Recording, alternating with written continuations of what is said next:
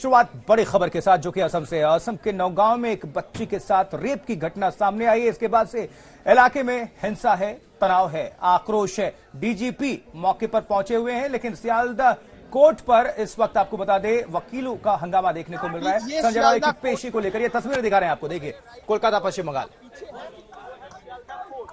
आरोपी संजय रॉय की पेशी हुई, वकीलों का जोरदार विरोध प्रदर्शन। आप जहां तक नजर डालेंगे ये हर एक तल्ले पर ये आपको वकील ही नजर आएंगे और लोग नजर आएंगे विरोध प्रदर्शन कर रहे हैं। और कोलकाता पश्चिम बंगाल में भारी बारिश भी हो रही है। अनिर्बान हमारे सहयोगी जुड़ चुके हैं और ज्यादा आप सभी को अपडेट करने के लिए। अनिर्बान, ये तस्वीरें हम देख रहे हैं, वकीलों का भी आक्रोश है। वकील क्या कह रहे हैं, क्या इनकी मांग है? देखिए एकदम देखिए एक ही आक्रोश है कि इस वक्त हमारे साथ यहाँ पे सुबह से प्रो एडवोकेसी ग्रुप बांग्ला पोक्खो भी जुड़ चुका है, जो कि एक ही दावा कर रहा है कि फांसी हो संजय रॉय की। और ठीक पीछे की तरफ मैं पहले दिखाना चाहूंगा कि वहाँ पे वकीलों की भीड़ है, वहां से भी नारे लग रहे हैं, वहां से भी नारे एकदम कोर्ट के अंदर से नारे लग रहे हैं कि वी वांट जस्टिस। और इस वक्त एक बार गौरव चैटर्जी जो कि बांग्ला पोक्खो से आए हुए हैं, उनका भी क्या दावा है, अभी क्या चाहिए संजय रॉय को अभी कोर्ट में पेश किया जाए। First of all I would like to congratulate India Today group for exposing many lies that were being spread about this case, that it is a mass rape, that 150 gram of semen was received, that pelvic bone was broken, all these kind of false conspiracy theories that were spread. I am thankful to India Today Group that their report, in which they have reported the CBI report that has been sent to Supreme Court, they have debunked all of this and it has been proved till now it is only one case. But we have come here. We are a Bengali nationalist group. Our Bengali Anirban हम आपको रोकना चाहेंगे। बड़ी खबर इस समय आ रही है, संजय रॉय को 14 दिन की जेल हो गई है, ये खबर आ रही है। इस बात की पुष्टि करेंगे आपके पास अनिर्बान, ये खबर पहुंच पाई है? We want justice for our rape and देखिए इस वक्त जो बड़ी खबर है इस वक्त की संजय रॉय की जो कस्टडी है, वो कस्टडी सीबीआई कस्टडी से लेके अभी जुडिशियल कस्टडी में चली गई है। और 14 दिन की जुडिशियल कस्टडी इस वक्त जो है कि जेसी दिया जाएगा और उसी जेसी में सीबीआई जो है पूछताछ अपनी जारी रखेंगे। लेकिन जुडिशियल कस्टडी इस वक्त दिया गया है और ये जो प्रोटेस्ट है, नारे लग रहे हैं यहाँ पे और जुडिशियल कस्टडी विचार की नारे लग रहे हैं। और कैमरा पर्सन अर्घो घोष यहाँ पे दिखा रहे हैं, भारी बारिश है लेकिन सुबह से इस वक्त फांसी की दावी कर रहे हैं। सिर्फ जुडिशियल कस्टडी नहीं, फांसी की दावा जो है लोगों से है। अभी इस वक्त जो है कि लॉयर की प्रोटेस्ट चल रही है पूरी तरीके से। और संदीप घोष जो कि और एक आरोपी कहा जा सकता है, क्योंकि अभी तक सीबीआई उन्हें बहुत सारी जो पूछताछ है उसने लिया है। लेकिन इस वक्त जो है संजय रॉय जो कि मेन एक्यूज्ड है, उसकी 14 दिन की जो है जेल हिफाजत की जो मांग है वो मांग किया गया था और वो मांग कोर्ट ने मान ली। अब जुडिशियल कस्टडी में रहेंगे संजय रॉय और वहीं रहकर इस वक्त जो है सीबीआई अपनी पूछताछ करेगी। बहुत धन्यवाद आपका अनिर्बान, हमारे संवाददाता। तो बड़ी खबर इस समय की यह है कि संजय रॉय को 14 दिन की न्यायिक हिरासत में भेज दिया गया है। अब उससे पूछताछ होगी, अब उससे वहां पर रहकर पूछताछ होगी। लेकिन ये वकीलों का प्रदर्शन है, जो तस्वीरें हम आपको दिखा रहे हैं कोर्ट की तस्वीरें हैं। वहां ये जो तस्वीरें दिखाई दे रही हैं, क्या ये सब वकील हैं जो ऊपर हमें दिखाई दे रहे हैं अनिर्बान? और ये जो वकील हैं ये किस बात को लेकर ज्यादा गुस्सा होकर ये प्रदर्शन कर रहे हैं? जी हाँ, देखिए उल्टा साइड में बहुत अनोखा एक चित्र दिखेगा कि जितने भी वकील हैं वहां से प्रोटेस्ट और नारे लगा रहे थे और वहां के वी वांट जस्टिस की नारे लग रही थी ऊपर से, यानी कि कोर्ट के अंदर से। और इस वक्त यहाँ पे जो है कि फांसी की दावा लग रहा है, जुडिशियल कस्टडी। ये लोग बोल रहे हैं कि जुडिशियल कस्टडी की मांग नहीं है, मांग है फांसी की, जो कि कड़ी से कड़ी सजा मिले, ऐसी मांग है। फांसी की दावा है। We want capital punishment. Now we came to know that the judge has given the judicial custody, not CBI custody. That means CBI has proved already that he is the main culprit. What do we know? So Sanjay Rai, not Sanjay Rai, he is the outsider criminal. देख सकते हैं कि इस वक्त जो है कि justice मांग है और ये कैपिटल पनिशमेंट, एग्जम्पलरी पनिशमेंट की बात कर रहे हैं, ताकि कोई ऐसी काम करने से और 10-15 बार सोच ले। और इस वक्त फांसी की मांग कोलकाता की शियालदा कोर्ट की बाहर से उठ रही है। बिल्कुल अनिर्बान, और सबसे बड़ा सवाल ये है जिस तरह से हम देख रहे हैं कि यहाँ पर लोगों का आक्रोश, हालांकि ये सिर्फ यहाँ का नहीं बल्कि हम पूरे देश की हम बात कर सकते हैं, जैसे लोग सड़कों पर उतर आए थे। सबसे पहले अभी हम समझना चाहेंगे कि यहाँ पर सुरक्षा के किस तरह के इंतजाम है, क्योंकि सवाल ये भी उठाया जा रहा है कि बहुत जबरदस्त हंगामे की उम्मीद थी यहाँ पर, अभी भी लॉ एंड ऑर्डर को लेकर भी लगातार आगाह किया जा रहा था। एकदम देखिए जो है कि ये जो शियालदा कोर्ट है, आप देख सकते हैं यहाँ पे पुलिस अपनी पूरी घेर ली है। और सिर्फ यहाँ से नहीं, यहाँ से 200-300 मीटर दूरी तक पुलिस की घिरा, पूरा दोनों डबल बैरिकेडिंग किया गया है पुलिस की तरफ से। और इतनी सारी जो गाड़ी है, ये गाड़ी भी दिख रही है, सारी पुलिस की गाड़ी है, सिक्योरिटी पर्सनल्स की सब गाड़ी है।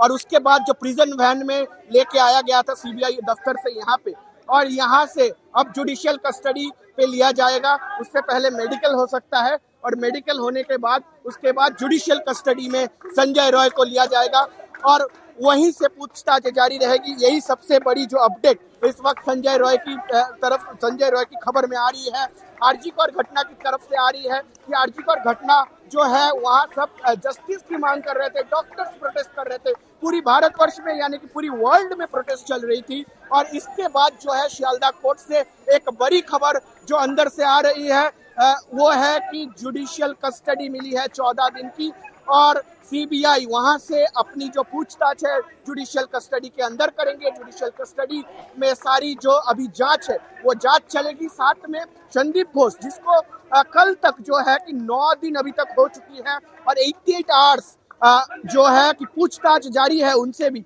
और ये भी पॉलीग्राफी जो टेस्ट है वो पॉलीग्राफी टेस्ट भी होने वाला है, क्योंकि कल जो है शियालदा कोर्ट ने सीबीआई की तरफ से, जो सीबीआई की सोर्सेस से खबर मिल रही थी कि पॉलीग्राफी टेस्ट के लिए हाँ कह दिया है कोर्ट ने। और उसके बाद जो है कि संजय रॉय की पॉलीग्राफी टेस्ट भी होगी और साथ में संदीप घोष की भी होने वाली है। और उसके साथ साथ 4 जन जो इंटर्न डॉक्टर जो उस दिन रात को उसके साथ थे, उनके भी पॉलीग्राफी टेस्ट करने की मांग की गई। अनिर्बान, बहुत बहुत शुक्रिया इस तमाम जानकारी के लिए आपका। तो दोनों का ही पॉलीग्राफ टेस्ट होना है और आपको बता दें कि बड़ी संख्या में लोग इकट्ठा थे, यहाँ पर वकील भी इकट्ठा थे और लगातार नारेबाजी की जा रही थी, जस्टिस की मांग की जा रही थी।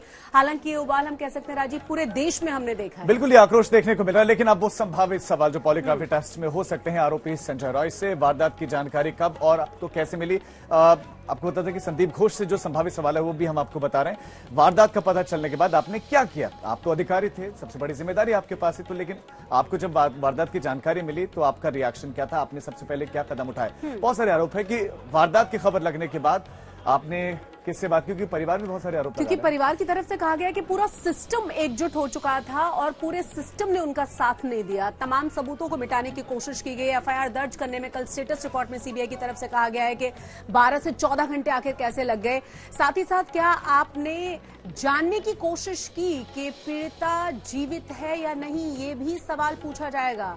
बहुत सारे सवाल पेरेंट्स के मन में भी है राजीव, और बहुत सारे सवालों को देश भी जानना चाहता है कि आखिर हुआ क्या था और क्यों इस तरीके से तमाम सबूतों को मटियामेट करने की बिल्कुल। वारदात अगर अस्पताल में हुई थी तो क्या आपने एफआईआर करवाई? क्राइम सीन को प्रोटेक्ट करने के लिए आपने कुछ क्यों नहीं किया? क्योंकि क्राइम सीन काफी दिनों तक खुला छोटा हुआ था। और आपको आरोपी संजय रॉय का आखिर पता कैसे चला? आरोप लग रहे हैं ना, क्योंकि आपने परिवार को सीधा बताया कि सुसाइड हुआ है, आपने आत्महत्या की बात कही, तो आपको कैसे पता चला? क्या जीवित थी या नहीं, पता करने की कोशिश की? आपको आरोपी संजय रॉय के बारे में क्या क्या जानकारियां हैं? कभी आप उनसे मिले? क्या भी आपने उनसे फोन पर बात की? ये संभावित सवाल हैं जो पॉलीग्राफी टेस्ट में उसके सामने रखे जा सकते हैं। मतलब हम उम्मीद कर सकते हैं कि पॉलीग्राफी टेस्ट से बहुत सारी चीजें बाहर निकल कर आ सकती हैं, बहुत सारे सवालों के जवाब मिल सकते हैं। ज्यादा जानकारी के साथ हमारे संवाददाता अनिर्बान लगातार जुड़े हुए हैं। अनिर्बान, हम पॉलीग्राफी टेस्ट के बारे में भी जानकारी चाहेंगे। क्या आज हुआ है? दोनों के लिए परमिशन मिल गई है पॉलीग्राफी टेस्ट के लिए? देखिए, संजय रॉय के लिए पॉलीग्राफी टेस्ट की परमिशन मिल चुकी है, ऐसी खबर जो है सीबीआई सूत्र के मार्फत हमारे पास आ रहे हैं। और साथ में जो है कि जो इस वक्त जिसको कहा जा रहा है संदीप घोष, जो कि आरजीकर के प्रिंसिपल थे, और उसको कहा जा रहा है कि साजिश कर सकते हैं वो, ऐसी जो सोर्सेस की तरफ से बात आ रही है। उनके भी जो परमिशन के लिए कोर्ट पे पेशी किया गया था कल, और कोर्ट ने जो सोर्सेस की खबर है, सीबीआई सोर्सेस की, कोर्ट ने हाँ कर दी है संदीप घोष की जो पॉलीग्राफी टेस्ट है उसके लिए भी। और सिर्फ संदीप घोष ही नहीं, 4 जन और डॉक्टर्स, इंटर्न डॉक्टर्स जो थे, उनके भी पॉलीग्राफी टेस्ट किया जाएगा, ऐसा कहना है। क्योंकि ऐसा सीबीआई का कहना है कि सीबीआई की तरफ से जो खबर आ रही है कि उन्होंने कहा है कि संदीप घोष के जो बयान लिया गया था और चारों डॉक्टर्स की जो बयान ली गई थी और संजय रॉय की जो बयान ली गई थी, उस बयान में थोड़ी मिलावट की जो कमी है, इस कारण इस वक्त जो है कि ये जो पॉलीग्राफी टेस्ट है वो पॉलीग्राफी टेस्ट कराया जाएगा। और साथ में इस वक्त जो है कि दोनों की पॉलीग्राफी टेस्ट अभी तक हुई नहीं है। संजय रॉय को इस वक्त जुडिशियल कस्टडी मिल गई और इस वक्त देखा जाएगा कि कब लिए जाए और उसके बाद पॉलीग्राफी टेस्ट हो। अनिर्बान, आप नजर बनाकर रखिएगा। बहरहाल आपका बहुत बहुत शुक्रिया इस पूरी खबर पर दर्शकों को अपडेट करने के लिए, जानकारी पहुंचाने के लिए। तो लगातार ममता सरकार घिरी हुई है, पश्चिम बंगाल की जो पुलिस है वो सवालों के कटघरे में है, अस्पताल प्रशासन से लेकर सत्ता सरकार, मुख्यमंत्री सब निशाने पर है। जमकर ममता सरकार की किरकिरी।